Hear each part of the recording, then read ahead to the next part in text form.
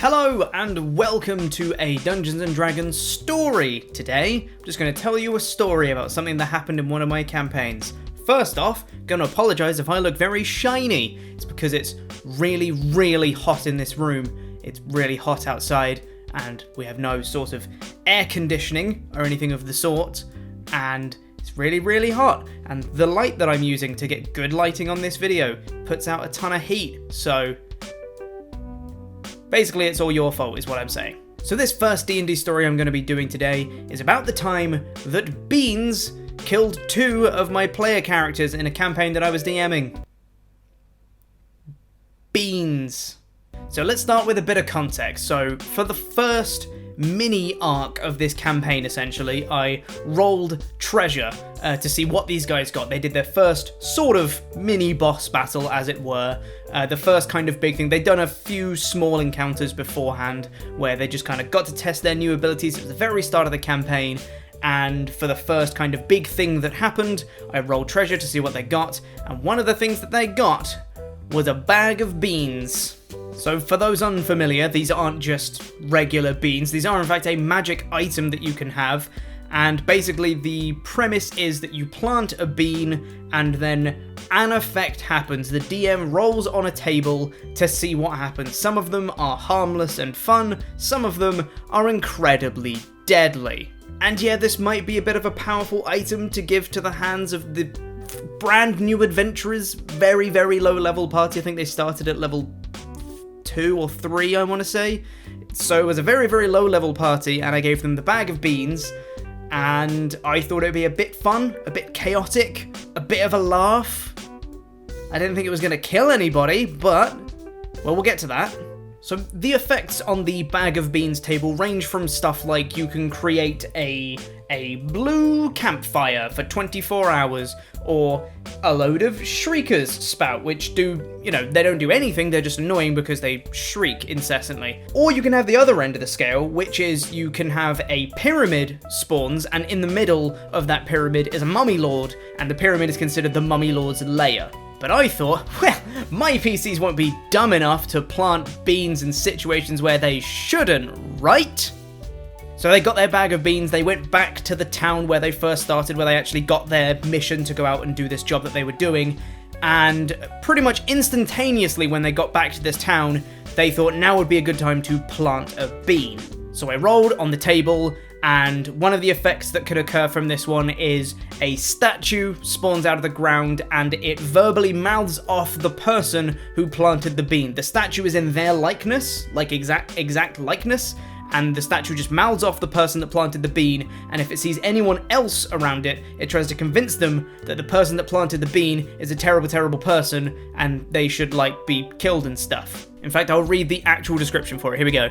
An animate, immobile stone statue in your likeness rises. It makes verbal threats against you. If you leave it and others come near, it describes you as the most heinous of villains and directs the newcomers to find and attack you. If you're on the same plane of existence as the statue, it knows where you are. The statue becomes inanimate after 24 hours. So suddenly, in this small fishing town that they started in, there was now a statue that was mouthing off one of the newcomers into the town, and they had to kind of talk their way out of it. Some guards got involved. They tried to break the statue. They also got a folding boat, which is a magic item where you basically have like a box, you place it down and you say a command word and suddenly a boat springs from it. They try to use the folding boat, placing it under the statue, initiating the command word to expand the boat to break the statue, and I rolled a D100 for it. I can't remember what percentage chance I gave it to succeed, but it failed, and the folding boat, they just got broke. They eventually tied some rope around the statue to gag it, essentially, to try and stop it mouthing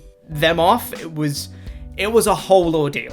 They managed to eventually destroy the statue. I can't exactly remember how they managed to destroy it, but not before that it had convinced a random NPC passerby that the person that planted the bean was one of the most dastardly people to ever exist. So this person got freaked out, who was just like a fisher in this little village, and went to some of the guards that were posting at the village and told them about this.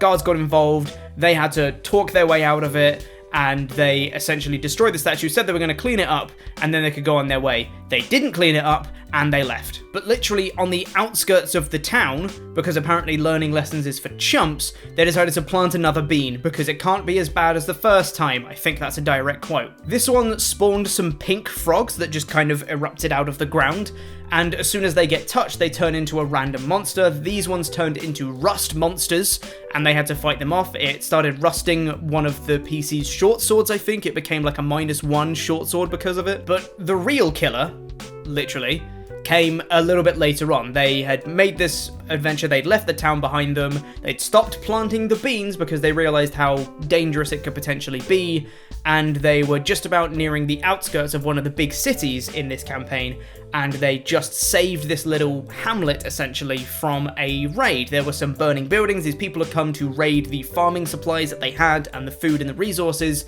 They'd come in, grab the stuff, burnt a few buildings for good measure, and they'd started to skedaddle on out of there, and the party had just managed to save the hamlet from them, killing a few of the guys that had raided. The main kind of boss of the raiding party had managed to escape, but they were putting out all the buildings that were on fire. They had a wizard who was using some control water spells, I think, and they were relatively near a big river, so they were making trips back and forth from the river to try and put out what remains of the fires, and trying to make sure that anyone that was left in the hamlet wasn't injured or wasn't caught in the buildings or anything like that, and they were just making sure that everyone was safe. And for a little bit of added context, so this makes a bit more sense, the party was originally made up of 4 player characters, but unfortunately due to real life circumstances, one of the players had to leave the campaign, so it was in this session that this was the first session that the player wasn't there for, and I had essentially ruled it that they were in an encounter at the start, they helped out with the encounter, but when they started to go back toward the hamlet, that player had vanished. They'd run off to do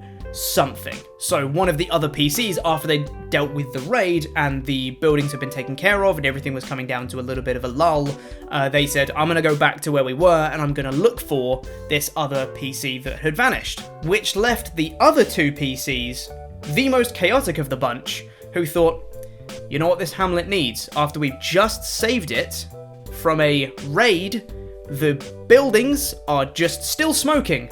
Still smoking. They've only just put the fires out. You know what they need? We should plant a bean. And this one wasn't quite so nice, because this one turned out to spawn a treant. The treant has a 50-50 chance of being aggressive.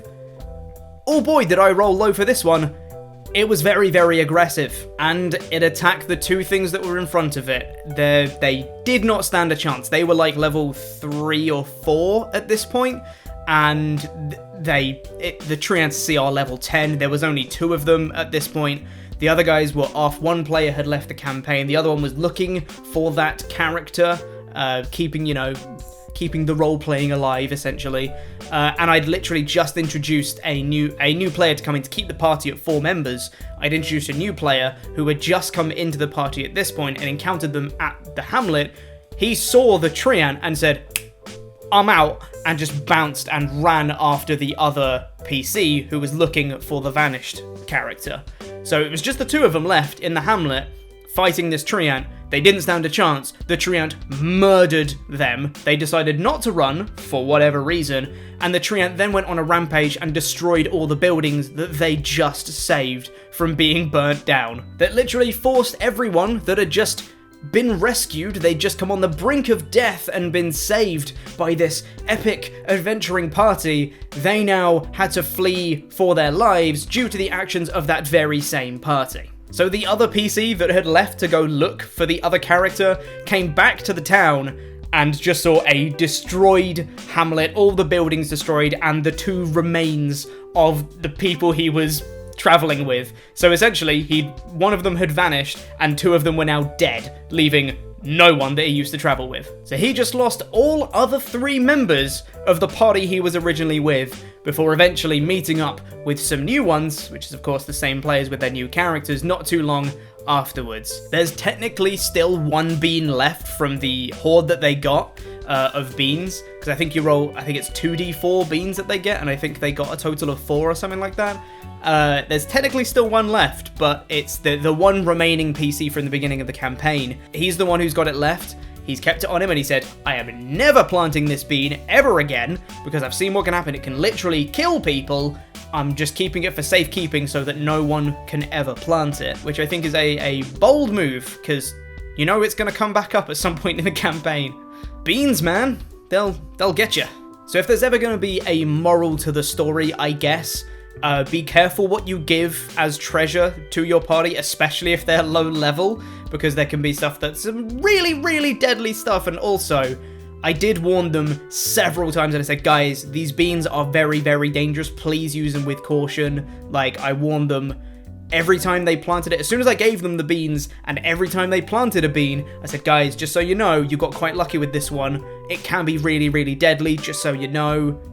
Be careful with it. And they weren't careful and they died. So that's really their fault. But just be careful what you give your party and make it very clear. If something is very dangerous to them, then make that clear to them as well. I don't really know if there is a moral to the story other than don't plant beans. Rolling for treasure can be good, but don't take it as gospel. If you roll something that you think doesn't fit your party or is way too strong or whatever, or you think your party will abuse it, just don't include it. Don't take it as gospel from whatever you roll on your tables if you're rolling for treasure.